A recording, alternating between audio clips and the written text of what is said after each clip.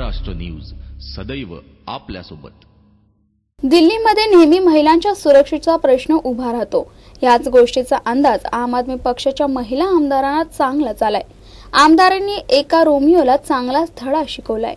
आपच्या आमदार अलका लांबा यांना डोळा मारून त्रास देणाऱ्या एका रोड रोमियोला लांबा यांनी स्वतःच कानाखाली लगावले आणि त्या इस्माला चांगलाच धडा शिकवलाय। लांबा या चौकात मिर्झा गलीब यांच्या हवेलीला भेट द्यायला गेल्या होत्या। त्यानंतर राकेश नामक एका इस्माने त्यांच्याशी गैरवर्तणूक केली, तेव्हा लांबा यांनी त्याला चपराक लगावून पोलिसांच्या ताब्यात दिले। काँग्रेसचे युवा उपाध्यक्ष राहुल गांधी यांनी शुक्रवारी सकाळी पायी प्रवास करून केदारनाथचं दर्शन घेतले। मंदिरांचे द्वार सकाळी 8:30 वाजता उघडले। त्यानंतर काही क्षणात राहुल गांधींनी पूजा केली। दर्शन घेतल्यानंतर माध्यमांशी बोलताना राहुल गांधी म्हणाले की मी कोणतीही मागणी करण्यासाठी आलो नाही। केदारनाथकडे मी काही मागितले नाही, परंतु येथे येऊन मोठी शक्ती मिळाली। राहुल गांधींनी 6 किलोमीटर पायी प्रवास करून केदारनाथचे दर्शन घेतले। गुरुवारची रात्र त्यांनी गौरी कुंड आणि केदारनाथ दरम्यानच्या लिंचोली येथे मुक्काम केला होता। काँग्रेस उपाध्यक्ष गुरुवारी दिल्लीहून देहरादून आणि त्यानंतर आणि हेलिकॉप्टरने रुद्रप्रयागच्या गौरी कुंड येथे पोहोचले। तेथून त्यांनी केदारनाथची पदयात्रा सुरू केली। लिंचोली पर्यंतचे 11 किलोमीटर अंतर त्यांनी 5 तासात कापले। पहला, जिन लोगों की यहाँ मृत्यु हुई थी उनकी मैं इज्जत करना चाहता था। 2013 में यहाँ आया था और मैंने अपनी आंखों से देखा था यहाँ क्या हुआ था। तो मुझे लगा कि अगर मैं केदारनाथ जाऊंगा,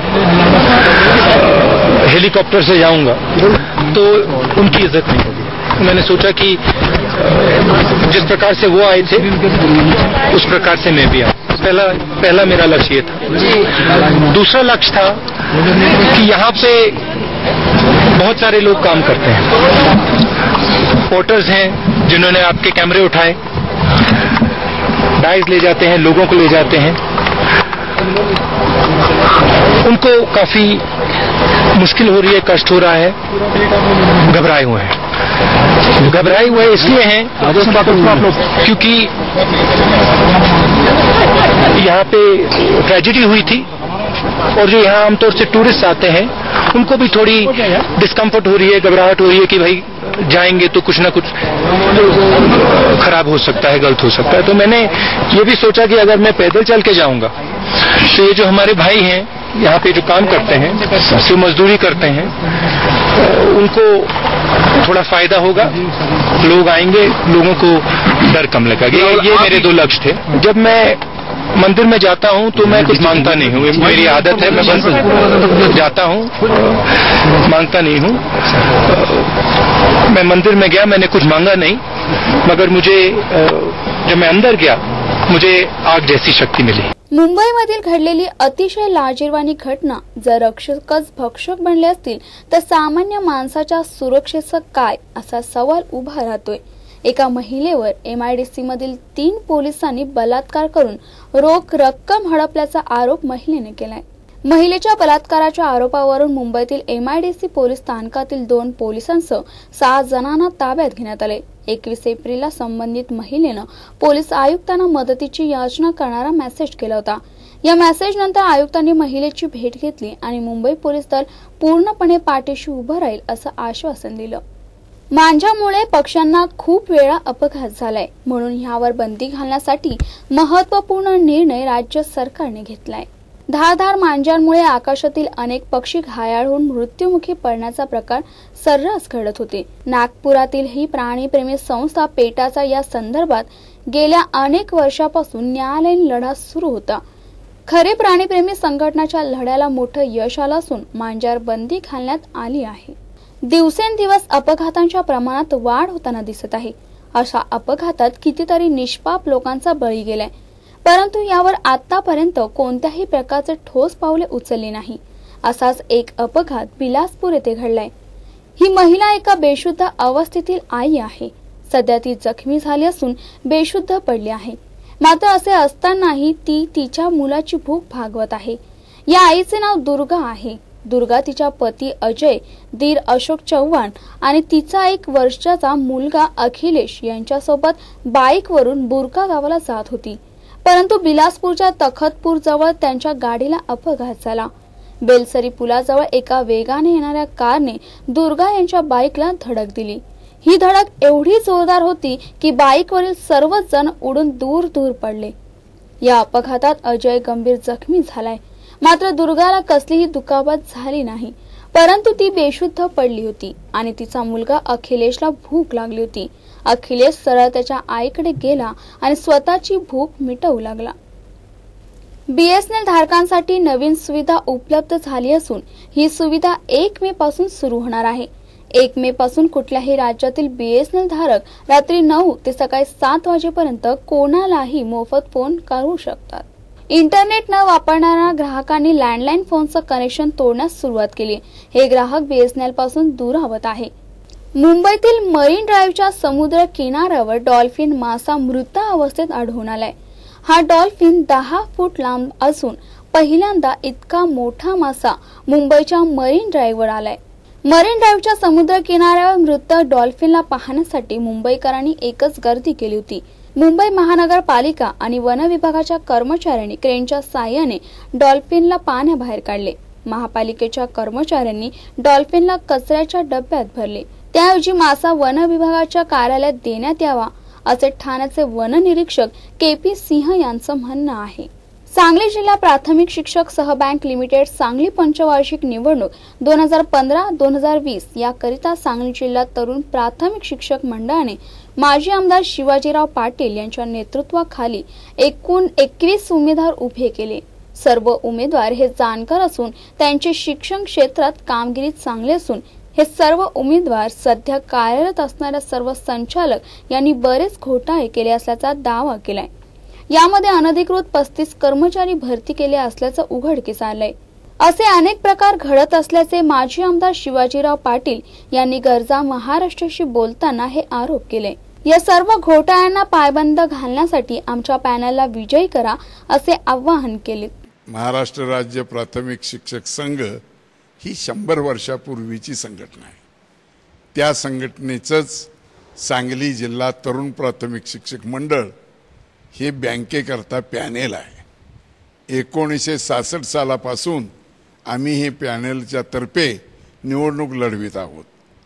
गेल्या 5 वर्षात थोरात गट आणि मिरजकर यांनी भ्रष्टाचाराची कमाल केलेली आहे, वारेमाप उधळपट्टी केलेली आहे। मिरजकरांनी आपला मुलगा बँकेत कामावर नसताना त्याला 18 लाख रुपये पगार दिलेला आहे। 35 कर्मचारी यांनी नेमून घेतले गरज नसताना, ते आम्ही नेमणूक करणाऱ्याकडून त्याचा सारा पैसा वसूल करणार आहे। अंगणकावर छपाईवर वारेमाप उधळपट्टी करून शिक्षक बँकेतून लुटमार केलेली आहे। सभासदांना कमीत कमी डिव्हिडंड देऊन त्यांना जास्तीत जास्त व्याजदर द्यायला भाग पाडलेला आहे। यांनी या बँकेमध्ये कर्मचाऱ्यांना 94 लाख रुपये बोनस देऊन पैशाची उधळपट्टी केलेली आहे। हा पैसा यांच्याकडून आम्ही वसूल केल्याशिवाय सत्ता आम्हाला मिळाल्यास आम्ही वसूल करणार, कायदेशीर मार्गाने वसूल करणार। आज आमची सभासद संख्या 6000च्या आसपास आहे। 21 उमेदवार आम्ही उभा केलेले आहेत, त्यात 3 महिला आहेत, 18 पुरुष आहेत। अत्यंत चारित्र्यवान, सुस्वभावी, कर्तबगार, हुशार असे आम्ही उमेदवार उभा केलेले आहेत। आमची खात्री आहे आमचं पॅनेल 100% निवडून येणार आणि आम्ही विजय निश्चित करणार। सर्व सभासदांना मी नम्रतेचं आवाहन करतो की आमच्या जाहीरनाम्यावर विचार करा आणि पूर्ण विचार करून आमच्या तरुण मंडळाच्या जीप या चित्रावर तुम्ही फुली मारून आम्हाला बहुमतानं निवडून द्या अशी आग्रहाची विनंती करतो। जय हिंद, जय महाराष्ट्र।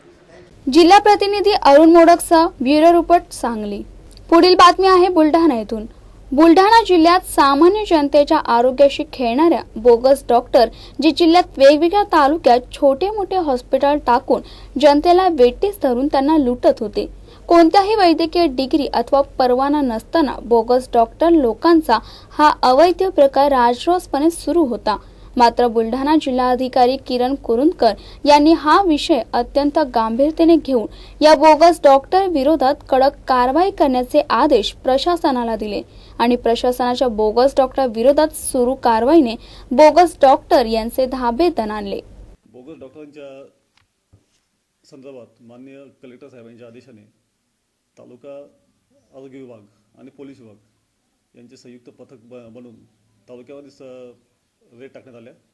त्यामध्ये 3 डॉक्टर यांच्यावर आपण कारवाई केलेली आहे। येथील तट्टे, एकला येथील सांगळे आणि वानखेड येथील पालीवाल या तिघांना अटक केलेली आहे।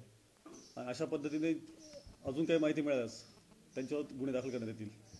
महाराष्ट्र मेडिकल प्रॅक्टिशनर ॲक्ट 1961 कलम 33(3) नुसार यांच्यावर कारवाई करण्यात आली आहे। आरोग्य विभाग, पोलीस विभाग, महसूल विभाग आणि पंचायत समितीच्या कर्मचाऱ्यांनी इथे येऊन संयुक्तरित्या महाराष्ट्र आणि मध्य प्रदेशच्या सीमेवर वसलेल्या संग्रामपूर या आदिवासी तालुक्याच्या डोंगराळ आणि कानाकोपऱ्यात आपला गोरख व्यवसाय करणारे झोलाछाप डॉक्टर यांच्या विरोधात 23 एप्रिलला दुपारपासून तर रात्रीपर्यंत धडक मोहीम उघडली आणि वेगवेगळ्या टीम्स करून बोगस डॉक्टरवर छापा टाकण्यास सुरुवात केली। संग्रामपूर बुलढाणा जिल्ह्यातील संग्रामपूर तालुक्यामध्ये बरेच बोगस डॉक्टर कार्यरत असून जनतेची लुबाडणूक फसवणूक करत आहेत अशा तक्रारी प्राप्त झाल्या होत्या। माननीय जिल्हा आरोग्य अधिकारी यांच्या आदेशाने आणि पोलीस विभाग संग्रामपूर यांच्या दोघांनी संयुक्तपणे बऱ्याच ठिकाणी आम्ही छापे टाकून 3 डॉक्टर आम्ही त्यामध्ये रंगेहात पकडले असून त्यांच्याकडे कुठल्याही प्रकारची मेडिकल काउन्सिल ऑफ इंडिया अथवा महाराष्ट्र यांची पदवी त्यांच्याकडे नसून आणि ते असेच आपले वैद्यकीय व्यवसाय करत असल्याचे आढळून आले। त्यानंतर त्यांना कायदेशीर कारवाई म्हणून त्यांना अटक करण्यात आलेली आहे। त्यांच्याकडे कुठल्याही कायदेशीर पदवी नसताना त्यांच्याकडे ॲलोपॅथीचे बऱ्याच प्रमाणात मोठ्या प्रमाणात साठा आम्हाला सापडून आला। तो सर्व प्रकारचा ॲलोपॅथीचे औषधं, इंजेक्शन्स आणि त्याचप्रमाणे सलाईन्स हे सगळे आम्ही जप्त करून इथं पोलीस स्टेशनला ताब्यात घेतलेलं आहे। ही मोहीम सतत चालू राहणारी मोहीम आहे, ही बंद होणारी मोहीम नाही। अशा प्रकारे आणखी काही तालुक्यामध्ये जर अशा प्रकारचे डॉक्टर आढळले तर आम्ही त्वरित त्यांच्यावर कारवाई करून अशा प्रकारच्या बोगसगिरीला आम्ही आळा आणणार आहोत। अचानक सुरू झालेल्या या छाप्यामुळे संग्रामपूर तालुक्यात एकच खळबळ उडाली। या कारवाईमध्ये एकलारा बानोद येथून सांगळे मारोड परमेश्वर तट्टे तर वानाखेडा दीपक पालीवाल या बोगस डॉक्टरला या कारवाईमध्ये पकडण्यात आले। संग्रामपूर आणि जळगाव जामोद या 2 आदिवासी बहुल तालुक्यात एकूण 35 बोगस डॉक्टर असल्याची माहिती प्रशासनाकडे असून या धडक कारवाईमध्ये केवळ 3 बोगस डॉक्टर पकडले। पोलिसांनी या 3ही झोलाछाप डॉक्टर यांच्या विरोधात महाराष्ट्र मेडिकल प्रोटेक्शन कायद्यानुसार गुन्हा नोंदवून 3ही बोगस डॉक्टर यांना अटक केली आहे। या बोगस डॉक्टरांच्या विरोधात जिल्हा प्रशासनाने संयुक्तरित्या उघडलेली ही मोठी पहिली कारवाई आहे।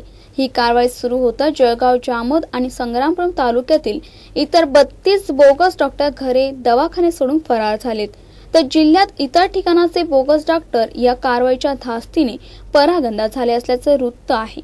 जिल्हा प्रशासनाची ही मोहीम अशी सुरू राहिल्यास बुलढाणा जिल्हा बोगस डॉक्टर मुक्त होण्यास मदतच होईल। जिल्हा प्रतिनिधी संजय महाजनसह ब्युरो रिपोर्ट बुलढाणा। तुर्तास वेळ झाली आहे इथेच थांबण्याची। तुम्ही कुठेही जाऊ नका, पाहत राहा गरजा महाराष्ट्र न्यूज।